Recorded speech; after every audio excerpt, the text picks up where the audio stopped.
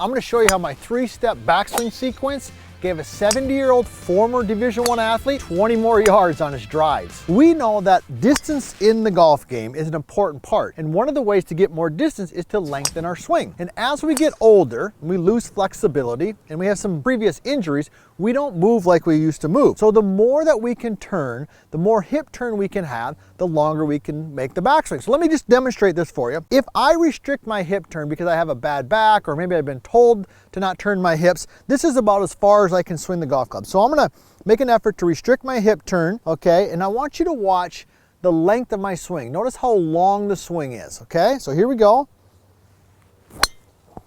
All right, now I hit that pretty solid. It was maybe a little bit on the toe. So I've got my GC quad here to validate it, and that one carried about 200 yards. But you could notice because of the restricted hip turn, my length of swing couldn't get very long. All right, so let's hit another one here. And this one, I'm gonna actually allow the hips to turn, and I'm gonna make a longer swing, and we're gonna check out the distance on that. And then we're gonna get into that sequence. More hip turn, longer swing.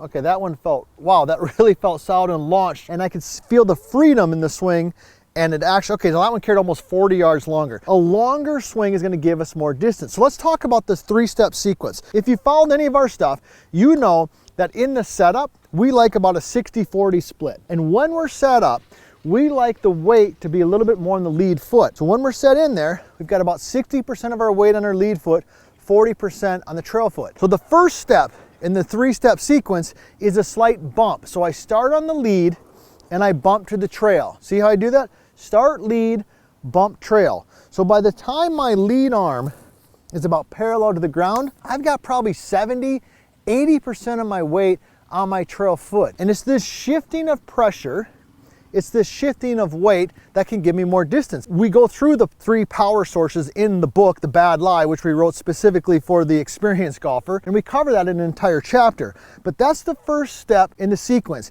is I want you to start forward and I want you to bump the hip to the trail side. Step number 2 in the sequence is the release. That's the release of the trail leg. When the trail leg releases, that allows the hips to turn more. You see how I'm doing that? So when this knee and this leg releases, the hips turn. If this stays flexed, it restricts movement. So step 1 in the sequence is the bump. Step 2 is the release. The third step, all right, is what we call the back. My main man, Nick, down the line, give him a thumbs up. Nick, there he is. Nick's with us every single time, pulling this stuff and putting it together. Nick's got me wearing the mic box in my back pocket. And this is a key part to the pivot. I want this back pocket, okay? Maybe it's for you, it's a phone. I want that box going backwards. That's step 3 in the sequence. That's the back. So let's go through them together, and then we're gonna talk about this great setup change I made with David to get him 20 yards. All right, here we go. I got the bump in the sequence. Step 2, I've got the release. Step 3, I've got the back. All right, let's do a little 3-setter, and then we're gonna hit one, and we're gonna check out what the launch monitor tells us. So here we go. I got the bump, the release, the back. Boom, there's one. Bump, release, back. Notice how the hip's going back. The mic box is going back. Bump it, release it, back. All right, let me go ahead and hit one. And I want you to notice here the length of the swing. I'm gonna bump it, I'm gonna release it, and I'm going back. All right, I pulled that one a little bit. I could say shut the face down, went a little bit to the left in all honesty, but let's check out the distance on that one. I'm thinking it was pretty good. Okay, carry 240. That's not bad for me. It's not bad. I don't know if I'm experienced a golfer, and I don't know, Nick's laughing back there. I don't know if I'm experienced at this age. I'm in my 50s, but some days I feel experienced. And you know this too, we love hearing where you're from. Hey, put it in the comments. We love hearing where you're from. Nick and I, the team, we read all those. We love hearing about that and responding to you. Let me talk about the setup change I made for David, former Division I college athlete. Played basketball. This guy, he had some game, but he did not have the distance. For a guy who was athletic, I mean, I don't care if he's in his 70s. If you're an athlete your whole life. Do you agree with that? If you do, put it in the comments, because if you're 70 and you were an athlete as a kid, you're still an athlete when you're 70. But what was happening is his setup was off. So let me show you what he had. He had his upper body tilted like this. Notice how my trail shoulder's high, my lead shoulder's low.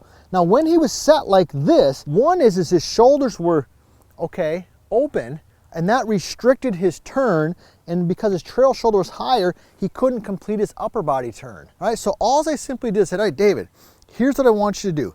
Come in with your lead hand first. Grip it in your lead hand, put the club behind the golf ball, and raise the handle a little bit. Now when I raise the handle, you can see it from down the line.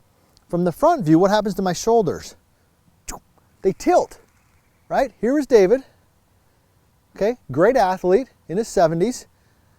Here's David after working with us. Now what this did for him is by getting his shoulder up, it helped him hit up on the golf ball. Okay, it's one of the things that's great about launch monitors is that you can actually see if you're hitting up on the golf ball. So let's tie it together. All right, more hip turn equals a longer swing.